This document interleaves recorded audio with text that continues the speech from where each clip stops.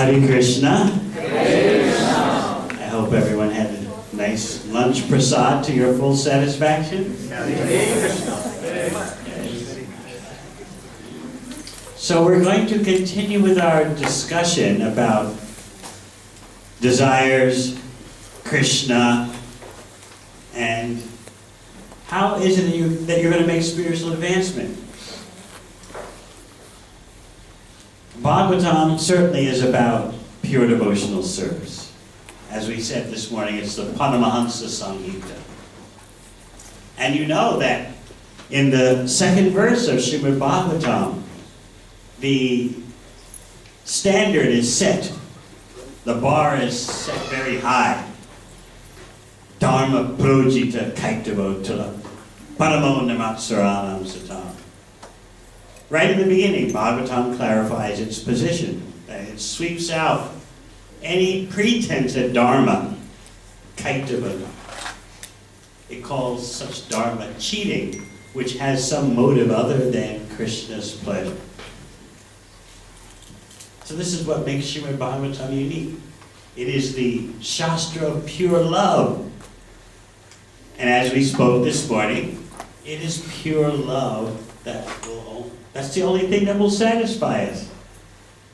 Now, in Srila Prabhupada's purport to this verse, Kama sarva kama va moksha kama utarati, a person who has broader intelligence, whether he be full of all material desire, without any material desire, or desiring liberation, must by all means worship the Supreme Whole, the personality of Godhead.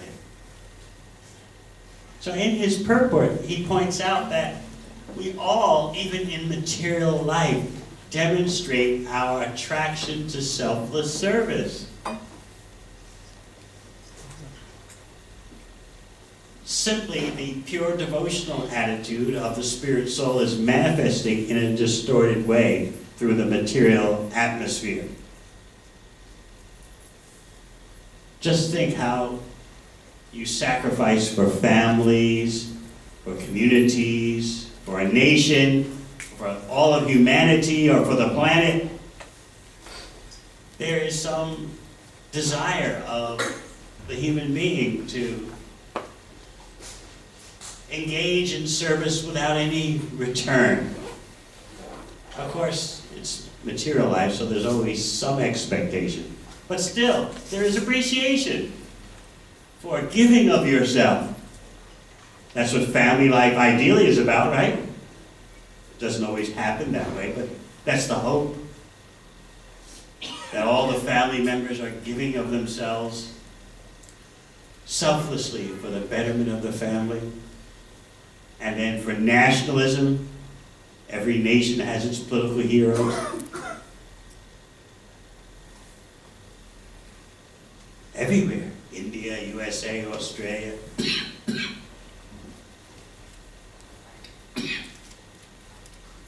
I remember I was on a plane and someone next to me was watching a Bollywood film. And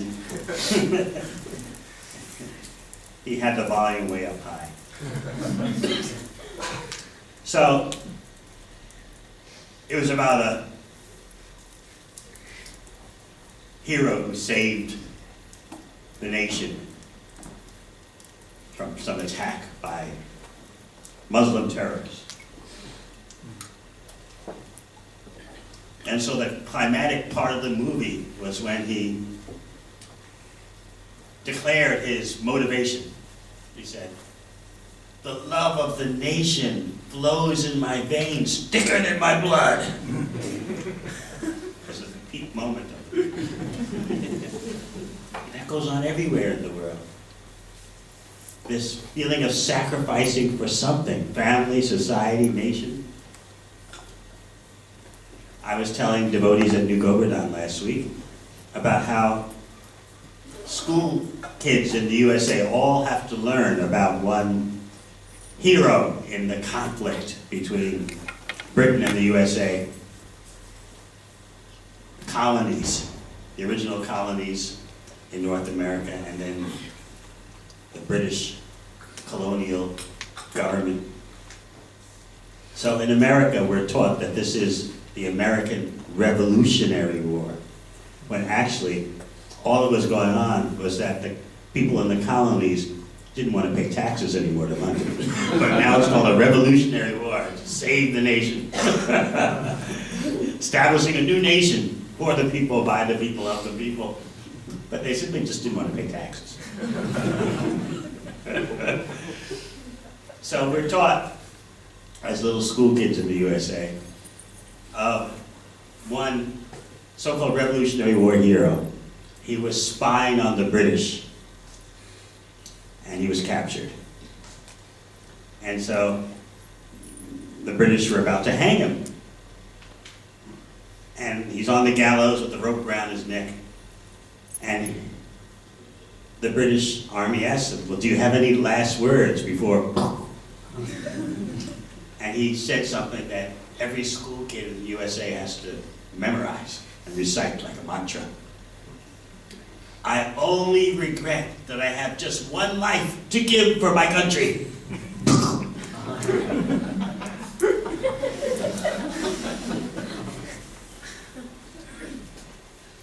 So my point is that this shows the spirit of self-sacrifice that we all have. But in material life, it's distorted. And we always want to kick back somehow. We want fame for our sacrifice, appreciation, financial return. But still, in its distorted way, there is that propensity for giving of yourself as selfless as you can.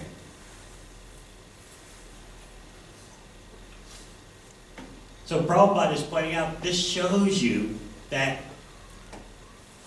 in your pure state, you want purity of love, purity of service. You can't get away from that. What do you think? Also, when I was at New Govardhan, I told the story of how I was in the airport in Melbourne, waiting to board a plane, and it was at a part of the terminal where there were many gates all at the end of the hall, about 4 gates. And so that meant about 300 people were seated, waiting for their planes. And in front of me, seated, was a very well-to-do looking businessman in his early 40s, his wife, and their 4-year-old daughter. And so here we are in a crowd of 300 persons seated. Everyone can see what everyone else is doing. And the little girl gets up and stands in front of her father and points to the ground and says, "Down, Daddy, down!" And the man gets up out of his chair, throws himself on the floor, throws his arms up in the air, and then seats himself again. And the little girl keeps doing that. "Down, Daddy, down!" And he throws himself off on the floor. Everyone's watching, and you can see the ladies are all smiling. Oh. And even the men are trying to hide their appreciation, you know. It's a very touching scene. Everyone's thinking, oh, this is what family life should be like. The father is showing, I'm under the control of my daughter's love. He doesn't even care that he's surrounded by 300 people in an airlines terminal. He's tasting what it's like to submit to his daughter's love. So Prabhupada's point is that we all have that tendency because it's coming from the soul. Let's hear what he says.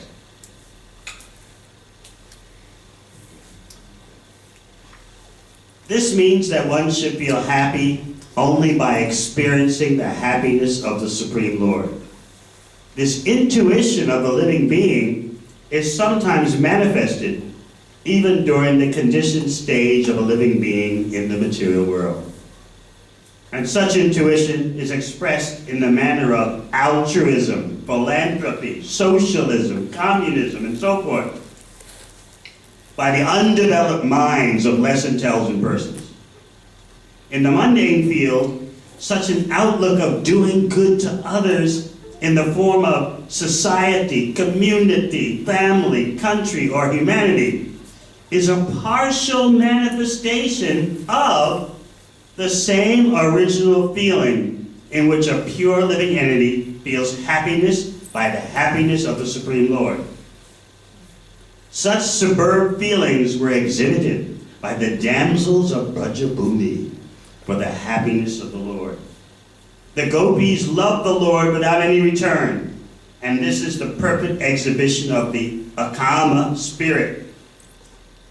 Kama spirit, or the desire for one's own satisfaction, is fully exhibited in the material world, whereas the spirit of akama is fully exhibited in the spiritual world. So first of all, let us understand that to be truly intelligent means even if you have material desires, you approach Krishna.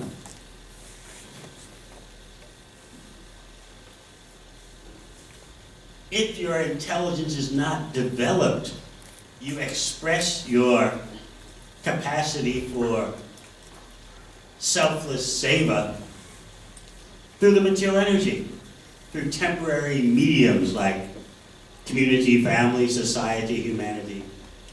That's for those with undeveloped intelligence. Therefore, Shukadeva Goswami is saying, Uttarati, those who have broad intelligence, wide intelligence, they know, even if I have material desires, still I engage in Krishna's service. And how do I engage in that service? The verse says, Tibrena Bhakti Yogena, with the intensity of a ray of sunlight. And the more that ray of sunlight, that ray of bhakti, is unmixed with karma and jnana, desires for material betterment or even liberation, the more pure is your motivation. Like a pure ray of sunlight, the more effective your service is. Those of you who have read Chaitanya Charitamrita, and I hope that's quite a few of you, may recall where Srila Prabhupada says, this Krishna consciousness movement is meant for all types of persons, even though they may have material desires. Still, this Krishna consciousness movement is for them. And by the association of devotees, gradually they realize that Krishna's service is the everything. So this shows you what our scope is, what our approach is. The acharyas have given us a mission that is meant to attract everyone, even if they have material desires. So this is very encouraging, isn't it? And here Shukadeva Goswami in this verse is saying, even if you have material desires, engage in Krishna's service. So the question we were discussing this morning is, well, what does Krishna do with my material desires? It's very nice and broad-minded that Krishna is inviting me to serve him even with material desires, but what does he do? This is what we want to know, right? So we can trust Krishna. This question is described, and its answer is described in Chaitanya Charitamrita as well as the 5th canto of Srimad Bhagavatam. There you find that Krishna is revealing his thinking. Lord Chaitanya is speaking, the mind of Krishna. What kind of expert doctor is it who someone comes with a disease and the doctor doesn't treat the disease completely, but only treats it partially? What kind of doctor is that? This is Krishna thinking. Therefore, if someone approaches me, Krishna said, if someone approaches me with material desires, I treat them in such a way that they fulfill their desire in a way that they'll never ask for that again. Now, does this sound cruel? No. It's Krishna's loving transformation of your material desires. It's not brutal. I'll smash you and you will never ask for this again. That's what we're afraid of, right? No, Krishna is a supreme person, Purushottam. He treats you in such a way that while your desires are fulfilled, they're fulfilled in a way that you outgrow organically. And who is the classic example of that? Dhruva Maharaj. What did Dhruva Maharaj want? Actually, to put it bluntly, Dhruva Maharaj wanted money. In the form of a kingdom greater than anyone in his family line. He followed Narada Muni's instructions, as you know, because he was materially motivated. But then, as you know, when Dhruva saw the Supreme Personality of Godhead, he realized, I'm so foolish. I was wanting broken pieces of glass, and now I have the greatest jewel. So when the Supreme Personality of Godhead asked Dhruva, what do you want? What benediction do you want? Dhruva said, Swamin Katatasmi Varamnayaje. I'm fully satisfied just by your darshan. I don't want any material benediction. But if I must ask for one thing, let me ask for this. Always give me the association of pure devotees. So this is an example of the transformation of desire. Dhruva was one way, and then he became another way. He was engaging in Krishna's service with intense material desires, so intense that Narada Muni couldn't convince him otherwise. Right? Narada Muni told Dhruva, why are you so hung up just because you got insulted? Why are you dwelling on this? Just detach yourself. And what did Dhruva say? Your advice is perfect, but I'm not a Brahmana, I'm a Kshatriya. I have to have revenge. I have to outdo those who insulted me. So Narada Muni said, all right, here's the process. And Dhruva took to that process with material desires. But through the process of bhakti, Krishna transformed Dhruva. So that's why Lord Chaitanya, revealing the methodology of Krishna, says that if someone comes to me with material desires, I am not unintelligent.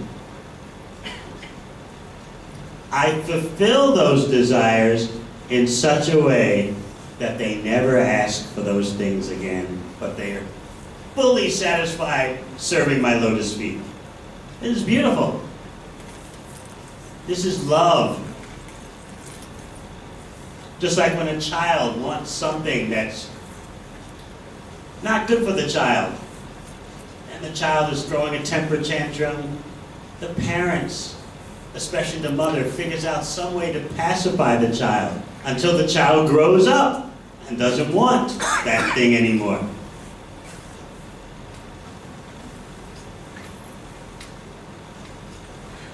This is the glory of bhakti. So you should have full confidence in Krishna that he can handle your material desires. You're intelligent in that you approach Krishna for the fulfillment of your desires. So Krishna says, I'm not unintelligent. I know how to handle this. I know how to treat you. You're engaged in my service with material desires. I will take care of you in such a way that you'll gradually forget all these material desires and simply be satisfied with my devotional service. Like a good physician who treats a disease and doesn't allow any traces of the disease to continue existing. A good physician cleans the disease completely. So Krishna says, that's what I do. In other words, Krishna knows how to handle us. He knows how to deal with us. But we're so paranoid about our desires. What's Krishna going to do to my desires? What's Krishna going to do to me? Is it possible that I can get too close to Krishna? Or as I sometimes say, have you seen the verse in Bhagavad Gita where Krishna warns you about too much Krishna? Has anyone seen that verse? No. It doesn't exist. But in our mind it exists. If I'm too Krishna conscious, what will happen to my career, right? What will happen to my marriage possibilities? Maybe delay the bhakti till after the career, after the marriage, after the PR.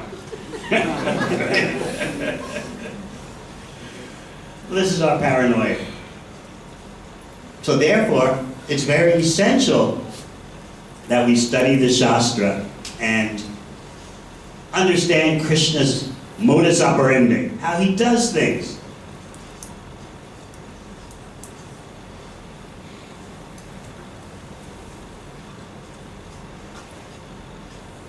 We are fortunate if we approach Krishna, even with material desires. And then Krishna knows how to transform you. This is the potency of bhakti. We don't turn anyone away. We encourage everyone in devotional service. And by the association of mature devotees, the younger devotees are inspired to purify their motivation. Now here's another point. You might say, well, all glory is to pure bhakti, Shuddha bhakti, but we're so far from that, what's the point of even hearing about it? But you see, just by hearing about Shuddha bhakti, pure devotional service, we're purified. Just by hearing about it. Even though we may not be doing it, by hearing about it, our hearts are becoming cleansed. And gradually, the subject becomes more and more attractive to us.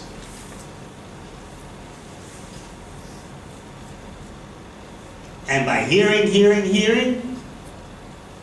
as the heart becomes cleaner and cleaner, you start to try to act in that way.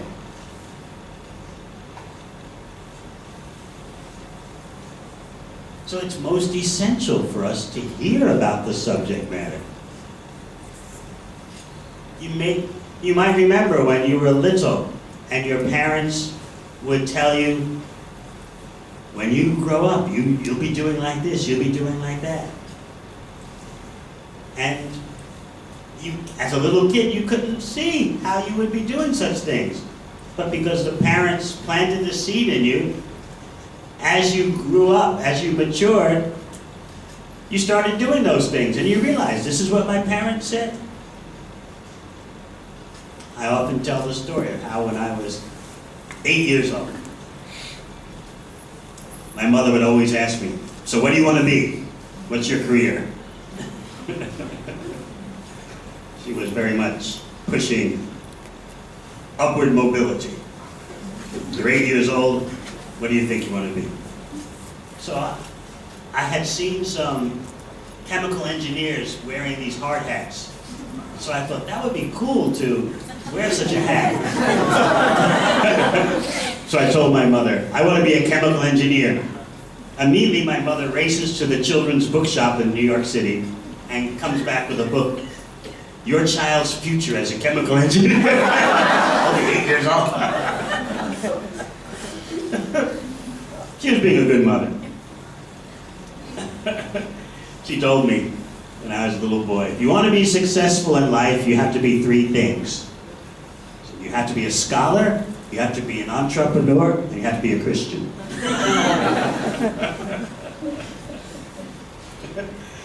And then she gave me special New York advice that always believe in Jesus and associate with Jews. But he had the whole scene figured out. So, one minute I wanted to be a chemical engineer. The next minute, let's see, when I'm 9 years old, she asked me, what do you want to be now? And I was reading the newspaper cover to cover, New York Times, and at that time, there was no internet, so all the job listings were in the newspaper. And so I would just read the job descriptions and think, oh, yes, I should be this, I should be that. And so I decided I wanted to be an investment banker. So I was 9, I told my mother, I want to be an investment banker specializing in chemical portfolios. What does she do? Immediately races to the children's bookshop, comes back with a book, Your Child's Future as an Investment Banker.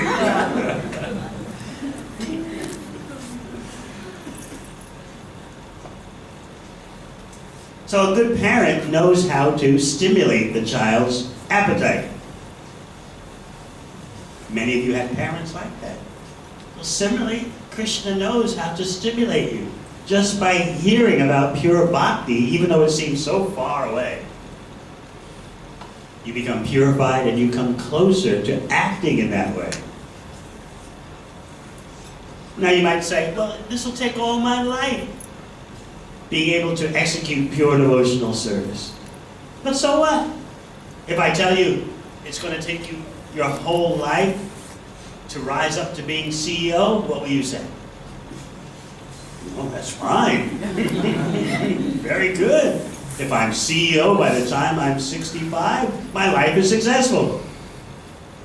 Now, if I tell you, you start your bhakti now, and by the time you're 65, you could be doing pure devotional service, oh, I can't wait that. Right? Too far away. This shows how, unfortunately, biased we are. We can show such patience and determination for material gain, but for the ultimate goal of life, so far away. So my point is that just by hearing about a calm bhakti, bhakti without material desires, we become attracted. And the Shastra says that when you participate in such talks, no one can calculate the benefit just by your participating in this discussion about pure bhakti. You may not see it, but the effects are there.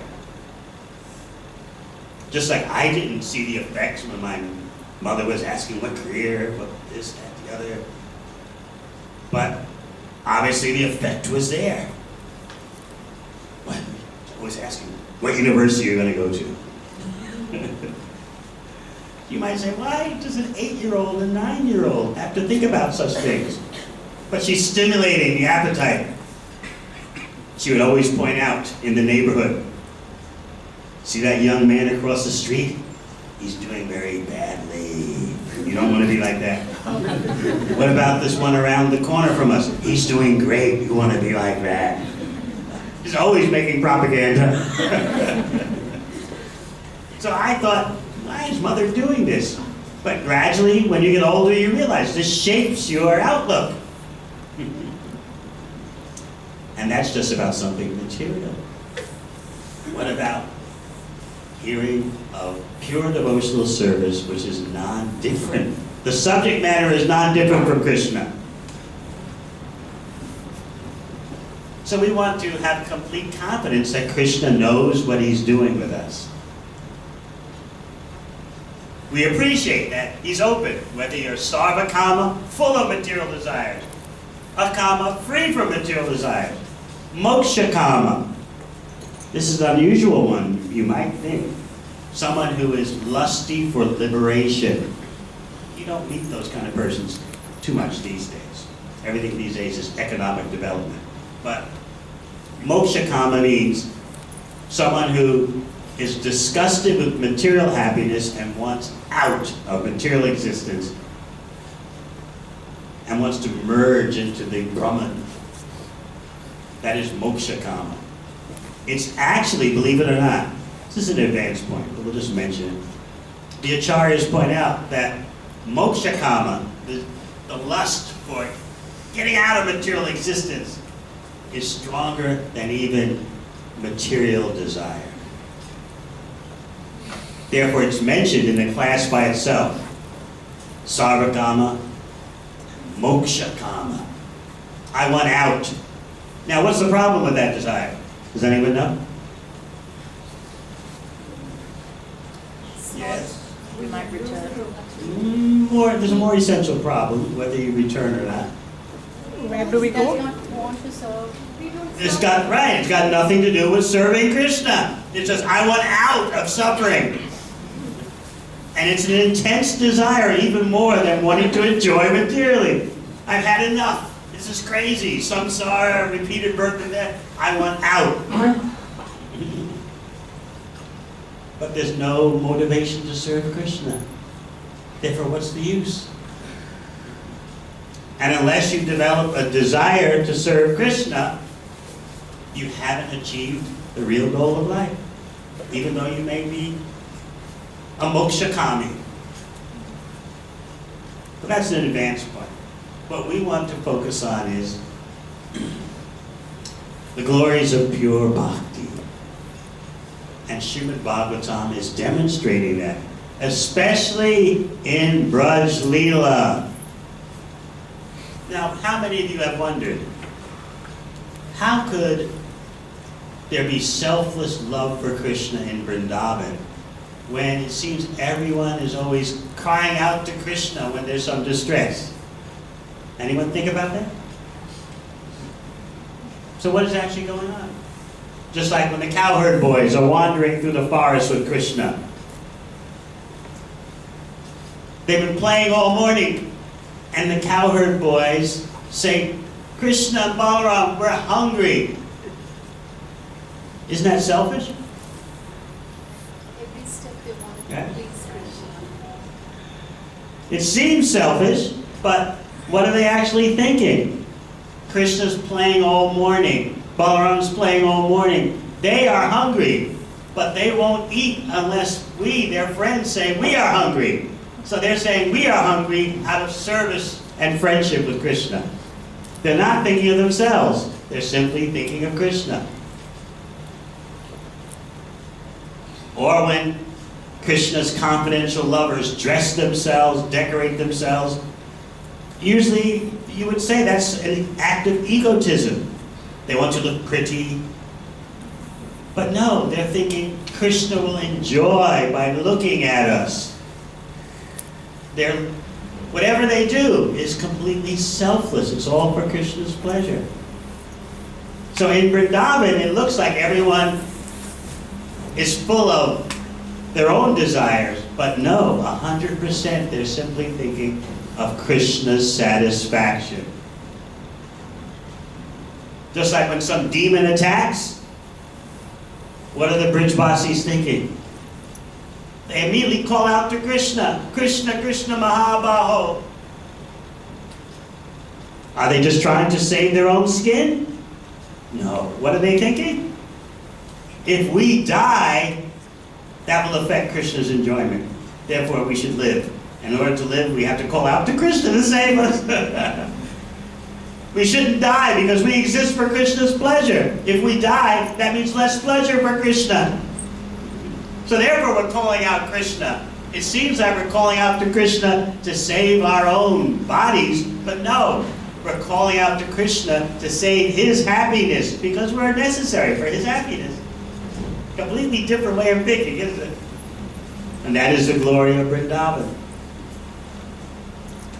So the more you become familiar with this principle of pure bhakti, which is explained by Rupa Goswami in the beginning of Nectar Devotion, Bhakti Rasamrita Sindhu, Klesha Dri Shubhada Moksha Lagrata Krit Sudurlabha Sandrananda Visheshatma. Pure devotion has 6 characteristics. It destroys all difficulties coming from sinful reactions. It bestows auspiciousness, the best kind of auspiciousness. It minimizes the value of liberation. It's very difficult to achieve. And it gives the most intense pleasure to the self. Now, normally, pure bhakti is exceedingly rare. But we have the great fortune of serving Krishna in the line of Sri Chaitanya Mahaprabhu, who's Krishna himself, making the approach to pure bhakti so easy. In fact, as many of you know, Lord Chaitanya distributes love of Krishna to people who don't know about Krishna. And that's all over the world. Everywhere, there's either ignorance of Krishna or confusion about Krishna. In the Western world, there's ignorance of Krishna. In India, there's confusion about Krishna. Who knows Krishna in truth? But still, Krishna, as Sri Chaitanya Mahaprabhu, is giving the taste of love, distributing the taste of love for someone that no one knows. Now think about that.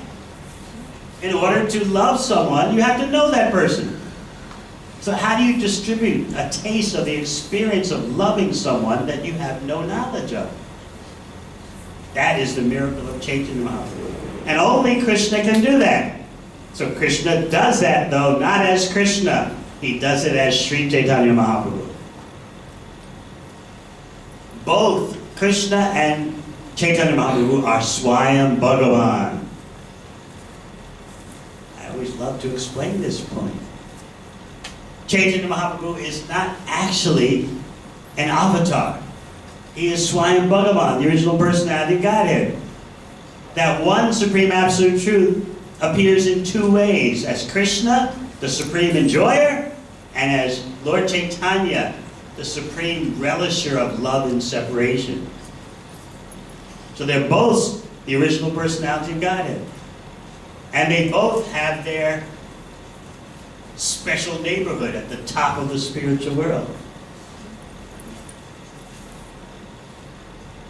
Lord Chaitanya has Navadvip at the top of the Krishna Loka planet, and Krishna has Vrindavan. When you look at the cover of the first canto of Srimad Bhagavatam, what do you see? You see the lotus flower and the center of a lotus flower, and in the center, half is Lord Chaitanya and his associates, and the other half is Krishna and his associates. And who designed that cover? Srila Prabhupada designed that cover. So there you have it. What's actually going on at the top portion of the spiritual world. So Krishna is thinking to himself, and those of you who have read Chaitanya Charitamrita will know that. He says, I want to taste what it's like to be my own lover, but I can't do this as Krishna. So Chaitanya Charitamrita actually says that Krishna is sorrowful. Now what does that mean? How can Krishna be sorrowful? It's not material sorrowfulness like we experience. Because actually nothing is impossible for Krishna. Krishna is the supreme enjoyer, but he's suspecting that his devotees enjoy more by serving him than he does by receiving the love and service of the devotees. So it seems like there's something Krishna can't experience himself. He knows that his pure devotees, those engaged in pure service, are tasting pleasure thousands of times more than what he tastes. So then how can Krishna be the supreme enjoyer? Krishna is thinking, he's wondering, what's it like to love me? But he can't solve that question as Krishna. He's not in the position of the lover, he's in the position of the beloved. Can you imagine you're thinking in that way? What's it like to love me? No, we're so love-starved, we'll take love any way it comes.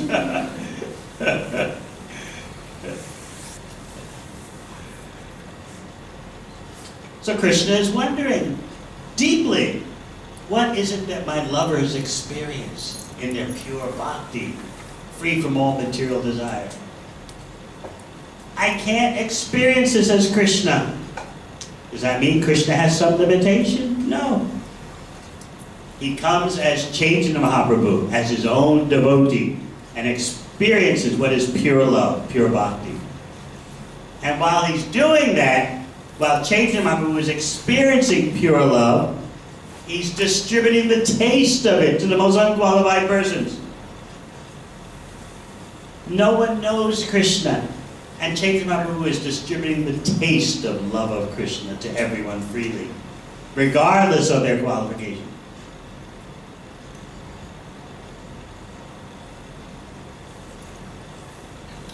This is why we are here. We don't have the qualification to approach Krishna. What does Krishna say in Bhagavad Gita? Who remembers? 18th chapter? Brahma Buddha Prasanatma. He's giving you the qualifications you need to be considered for engaging in devotional service. So just think, how many of you, before you came to Bhakti, how many of you were on the Brahma Buddha platform? Fully established in your spiritual identity. Anyone? Prasanatma, fully joyful 24/7 because you were fully realized that you're spirit soul. Brahma Buddha Prasanatma, na shochati na kamsati. No lamenting, no material desires for anything. Anyone? Before you came? Before you started chanting Hare Krishna? No? What else? Samat sarveshu bhuteshu.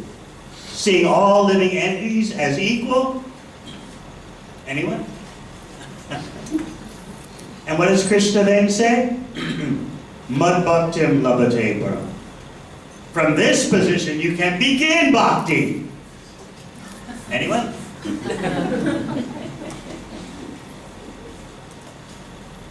So what happened? Chaitanya Mahaprabhu.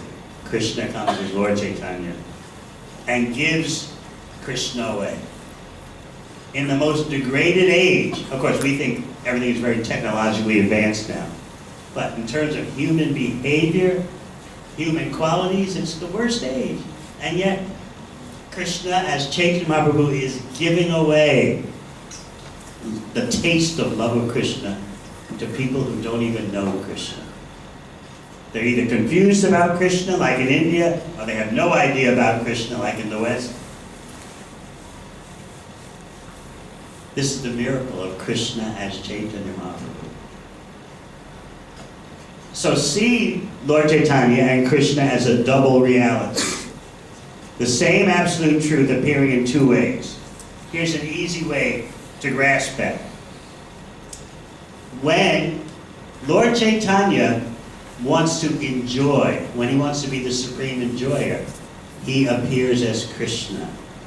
And when Krishna wants to taste love and separation from himself, he appears as Lord Chaitanya. So if you remember that, you've got the whole picture. So there's complete hope for our desires. Engage in devotional service, and Krishna will personally take care of your desires. He'll fulfill them in a way that you'll forget about them. Painless. He's in your heart. Sarvasya chaham hridi sanivishta. He says, I am seated in your heart. From me comes knowledge, remembrance, and forgetfulness. That means Krishna from within your heart will help you to forget your material desires. Because he's in charge of forgetfulness, knowledge, and remembrance. This is exciting to understand. The power of your desire, the future of your desires. You have complete possibilities for success. All right, any questions? We want to leave some time for questions.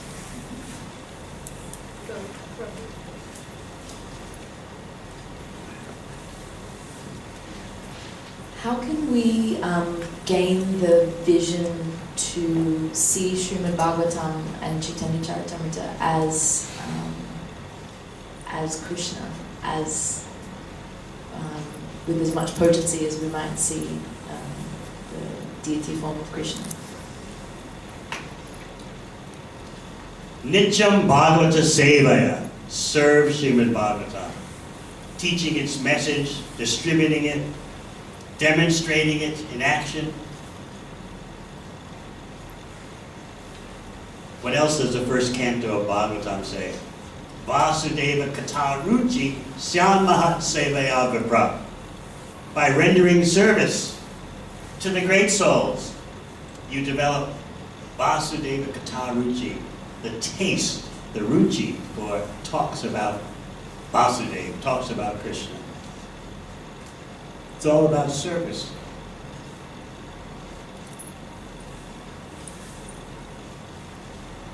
You take up Lord Chaitanya's mission, and he'll personally see that you develop a taste for hearing about Krishna. Do you think you're telling everyone to chant Hare Krishna and then you'll have no taste for chanting Hare Krishna?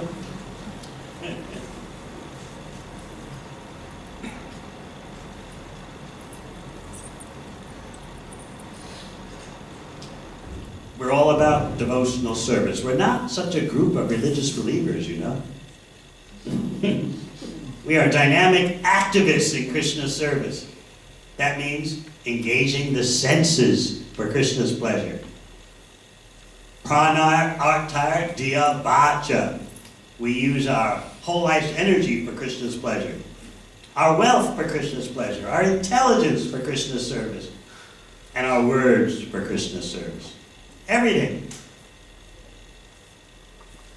If you feel you can't give your whole life for Krishna's service, then give your resources. You can't give your resources, give your intelligence. Give something. Give your words. And gradually you'll make spiritual advancement. So bhakti is exciting. There are full possibilities for everyone. And by our association with sincere devotees who are progressive in their spiritual development, you become detached from material desires that you thought were so important. Just like Dhruva Maharaj, he thought what he wanted was so important. Narada Muni knew, you're just a child. But Dhruva was so intense. He was brokenhearted by his being insulted. What did his stepmother tell him? You can't sit in your father's lap. I'm the favorite wife, but you were not born from the womb of the favorite wife, me. The only thing you can do, can you imagine telling this to a 5-year-old? The only thing you can do is perform austerities for hundreds of births, and if you're lucky, you might in the future take birth from my womb. Can you ladies imagine saying such a thing? It's like a razor blade just slicing across your throat. And Dhruva he's a Kshatriya. He can't, even as a little kid, he can't tolerate insults. So he ran to his mother, crying. The ladies in the palace had already informed his mother through the lady's grapevine, your son is really angry, he's really devastated. So when Dhruva showed up before his mother, she told him, I know you're coming to me for care and affection to solve this situation. You've been insulted. But let me tell you, there is someone who is more affectionate than millions of mothers like me. And that person will fulfill your desires. Dhruva said, who is that? She said, Vishnu. Dhruva said, well, where do you find this Vishnu? The mother, very simple, she said, I've been told that great saints and sages and yogis go to the forest to look for Vishnu. Dhruva was gone. Out to the forest. Just see that determination. With material desires. Yet, when he saw Krishna as Lord Krishnagarbha, Dhruva said, I'm so satisfied. I don't want anything material. I was a fool wanting broken pieces of glass. Now I've got the greatest jewel. So Krishna will do the same for you. Just engage in his service. Most of you trusted your parents. But Krishna is the Supreme Father. How can he be the Supreme Father and not know how to handle your desires? He's in your heart. Everything is his energy. He knows how to treat you. He knows what's best for you. So the purpose of this seminar is to drag you away from Krishna paranoia. Make you less of a religious believer and more of a bhakti activist. Because it's desire that fuels everything in existence. Another question? Yes. Hare Krishna Maharaj. I have one question that if you said that Krishna says that remembrance and forgetfulness comes from me. Chapter 15. Chapter 15.15. Yeah. Am I right? Yeah. Go on. So if forgetfulness comes from him, then why do we forget Krishna? Why don't we remember all the time? Because Krishna knows you don't want to remember him.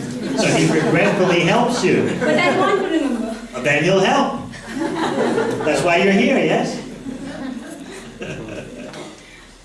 You can't even be a demon unless Krishna helps you. That's how tiny you are.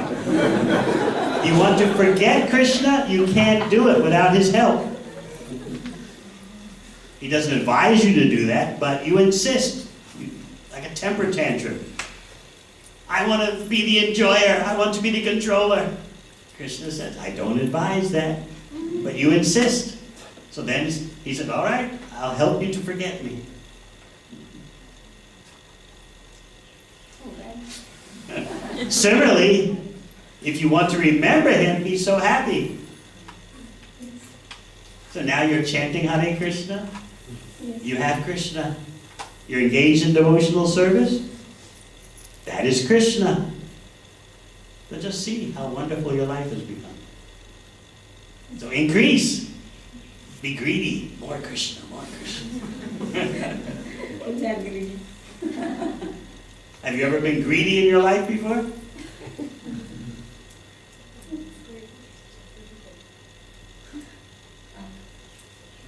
I don't have any desire now.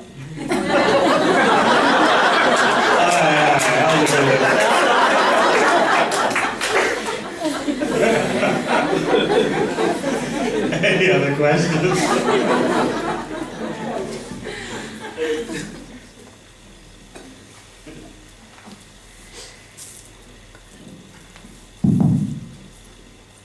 Hare Krishna Maharaji, Dandavat Pranam.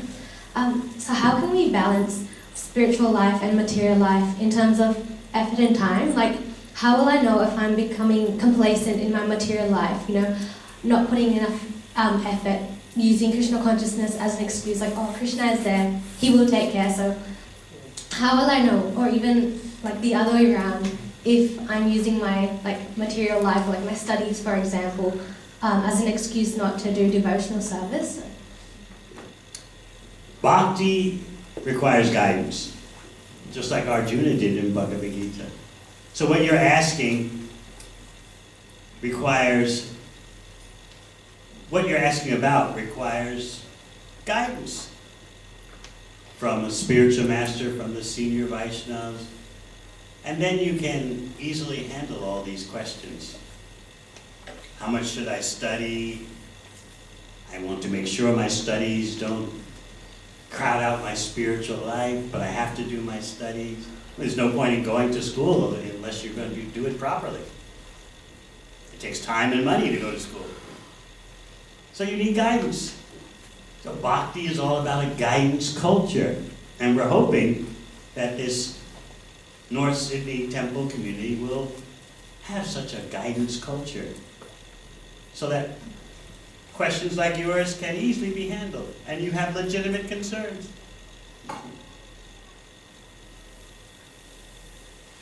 That shows you're sincere. Any sincere person is thinking, in my situation, how can I best serve Krishna? That requires guidance. That's why Krishna says in the 4th chapter, you want to know about the intricacies of pleasing me? Then you approach my representative. So we're not on our own, we're not alone. The more guidance you have in bhakti, the wealthier you are. So guidance is the real wealth of the devotee.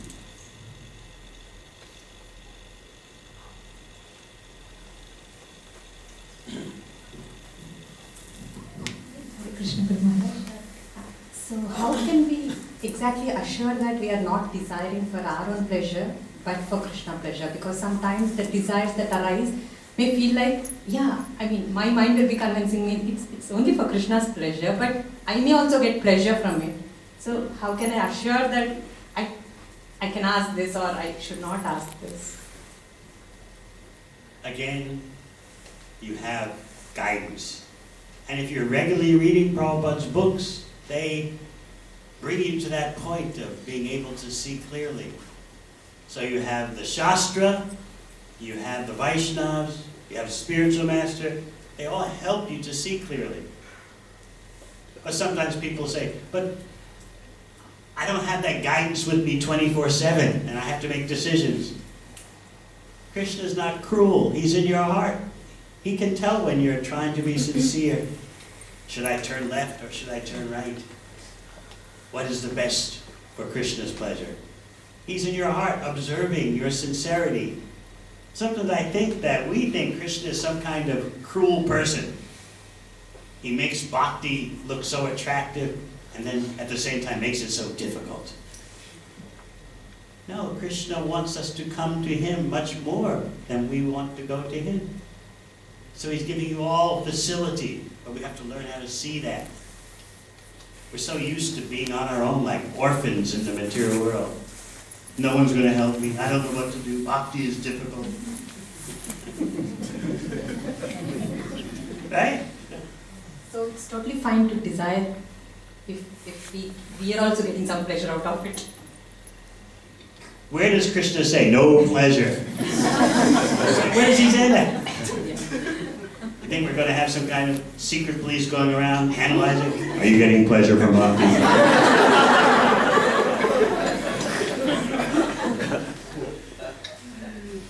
But a real devotee is not concerned by his or her own pleasure. A real devotee is thinking always of Krishna's pleasure. But here's the paradox, the mystery that is so obvious when presented by Sri Chaitanya Mahaprabhu. This is explained in the 4th chapter of Adi Leela of Sri Chaitanya Charitamrita. Krishna's dearmost devotees, the cowherd girls of Brajabhumi, never acted for their own happiness, but Krishna forced happiness on them. Very mystical. They never thought in the slightest, we're doing this to be happy. They're only thinking, how can Krishna enjoy? But Krishna then, from his side, pushes the happiness on them. So we need not worry about that. Exactly. A real devotee doesn't worry about that. A real devotee is just greedy for more service to Krishna. Just like when a parent has children. Let's say you have a 3 or 4-year-old child. Any mothers here with a 3 or 4-year-old child? So, does the 3 or 4-year-old child have to be in anxiety? Mother, how is the mortgage being paid? Are you making the car payments monthly? That would be bizarre, right? But this is how we think of Krishna. That will he take care of me? Will I be happy? This is why Lord Chaitanya is so important. And there is so much confusion about Krishna because we don't approach Krishna through Sri Chaitanya Mahaprabhu. Therefore, we're baffled, bewildered.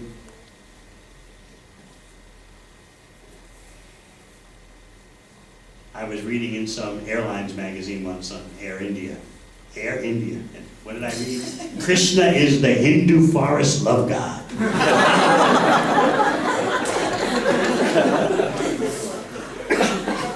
So all that confusion is there because the people are not approaching Krishna through Lord Chaitanya, and therefore they're bewildered. So how does it exactly mean by approaching through Lord Chaitanya? Lord Chaitanya says, wherever you go, whomever you meet, teach the science of Krishna. We're chanting Hare Krishna, and we're hearing Srimad Bhagavatam upon the order of Lord Chaitanya, who said, before you are liberated, hear Srimad Bhagavatam, and after you are liberated, go on hearing Srimad Bhagavatam. So, no matter which category you're in.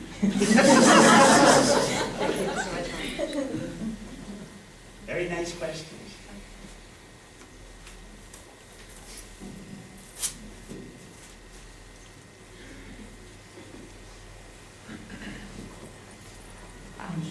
Prabhu Maharaj, my question is probably a little more than what Mataji just said, but sometimes with desire as well, we're so confused as to whether our desire is really a desire, whether we want it, or whether we're allowed to ask Krishna about it. Is that sort of balance, in that state of mind where you have balance, whether you know it's a desire or are you supposed to ask of it or not? What do we do in such situations? When you say that last point again, When we don't know whether it's a desire, should we really ask of it? Or is Can it... you give me an example so it's not so theoretical? Okay. Okay, Prabhuji. Should I get a Mercedes-Benz Oh, or no. a BMW? It's probably a little more deeper than that. I just give you... Ben would think this is a very crucial question. Right? She shouldn't laugh at that question. It's the ultimate goal of life. Yeah, Prabhu, but I don't know how to put this, but I'll just give you the practical example of myself. Probably that's more the way of saying it. So, I've genuinely had a very, very, very powerful desire as a mother to have another child. I have a daughter. We have a daughter, but always there's a battle between my mind and myself. Probably it's always something that I always went out to Krishna every morning, thinking of the fact that having another child wouldn't actually help me progress in bhakti, or probably, would kind of disturb the entire setup that's at the moment, and probably not allow me to go ahead with bhakti. So I don't know whether this is a desire that, I know at the end of the day I keep telling myself, Krishna, you're the Father, you know everything, but that turmoil that we go through every day, I mean, at least I go through every day, I don't know how to say it out. Maharaj, this is my... Well, that particular issue is one of the delights of the householder ashram.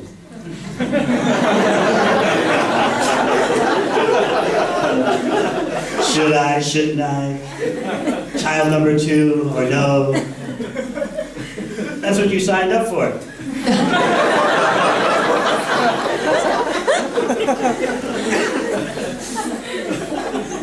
What does Krishna say in 7th chapter of Bhagavad Gita? Dharma Varudo Bhutesu, or 9th chapter? Kamosmi Bharatarshava. I am child production according to Dharma. So that's the main point. Bring into the world a powerful child who can benefit the world. Whether it's number 1 or number 2, number 3, I don't know, maybe number 10.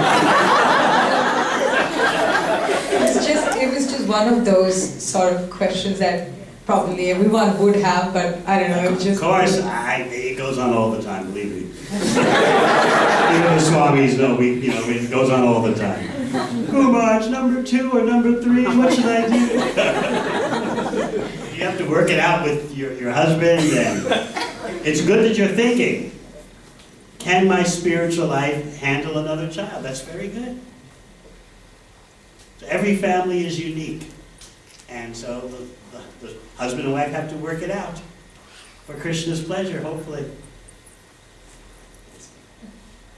So that was just an example. So that was the question, the underlying question. So when we have a dilemma under ourselves, trying to work out, so is that how we've got to look at it? We've to look at it whether this thought is probably in my mind because it was meant for Krishna's pleasure.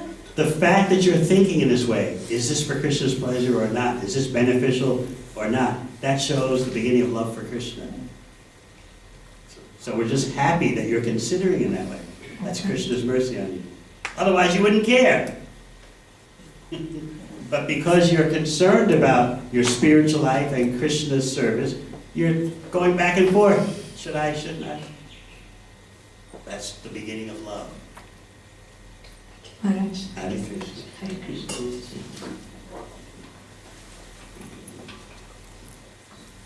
Hare Krishna Maharaj. Just one question on the difference between givers and takers. And so we have this knowledge acquiring senses which goes inside. So how do we see those as givers rather than the takers? You are giving lecture, we are listening, so we are taking it. So how do we see that as a giving rather than taking? I'm not clear. Taking what? So givers and takers you mentioned in the first half. Takers want Krishna to be the order supplier, using Prabhupada's phrase. This is the danger of simply understanding that God is great. Because one option that can be very prominent in your thinking is that since God is great, what? He should give me what I want. He should fulfill all my orders. Better to understand, yes, Krishna is inconceivable, Krishna is unlimited, and I should engage in his service. So as long as you have that desire to give service, you'll become purified of the desire to take. Take from Krishna, take from other living entities, take everything from here, there. So I was mentioning my personal prayer to transform the desire for taking into a desire for giving. The energy is there. Just like I pointed out, go to work not to take, but go to work to give. Does it sound possible? So it seems possible when the person is outside, but when we see ourselves, we see even if let's say drinking water. So I'm taking water, for example. So how to define that in language, like I'm giving water? What does Krishna say in Bhagavad Gita? Rasaham apsukamteya. So when you take the water, because you probably are not drinking as much water as you should every day. So you need to give yourself more water.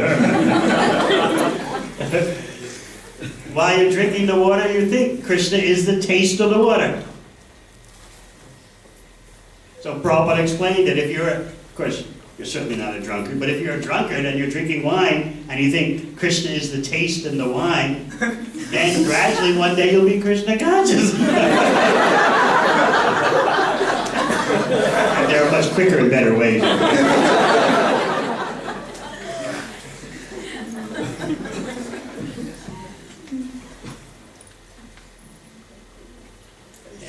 Hare Krishna Maharaj.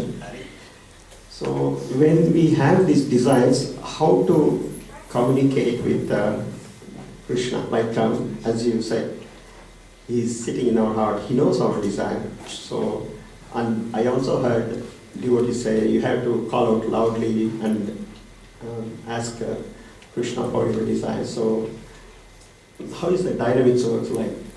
Well, it depends on what you want. When you're chanting Hare Krishna, you are calling out to Krishna. Please engage me in your service. But you're speaking about other things. Other desires. Give me Lakshmi, Lakshmi, Lakshmi. And a house by the sea. Jai Jagadisha Hari.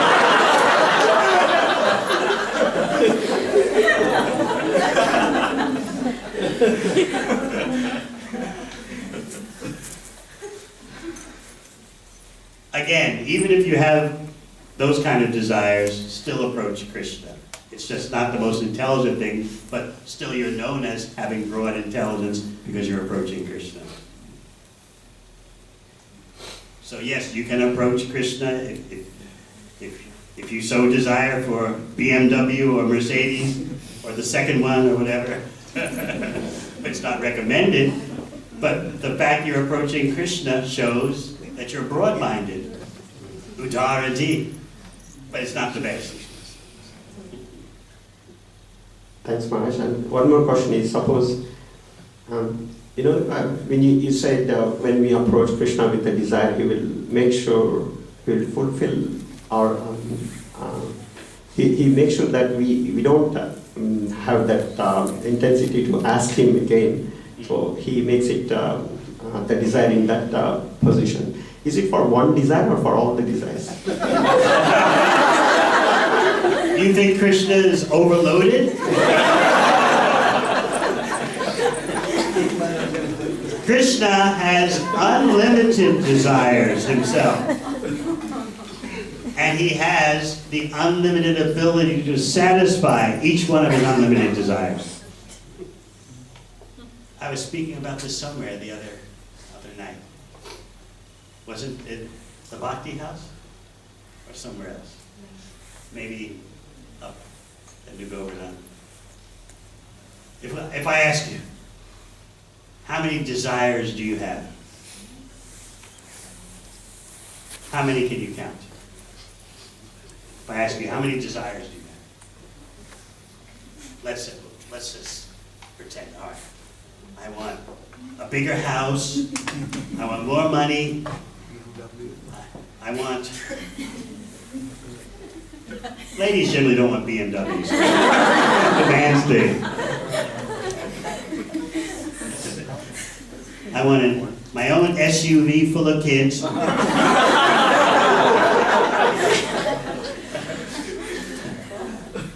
I want a husband who appreciates me 24/7. Who always listens whenever I want to talk. Never granted. And you're getting difficulty just getting past 5. So now you have to throw in something like, I want world peace.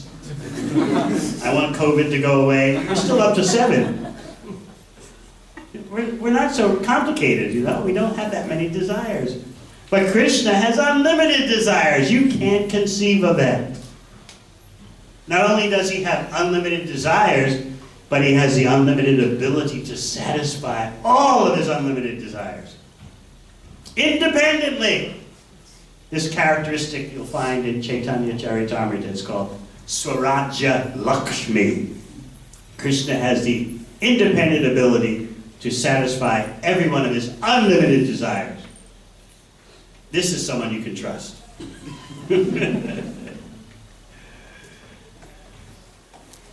Anything else?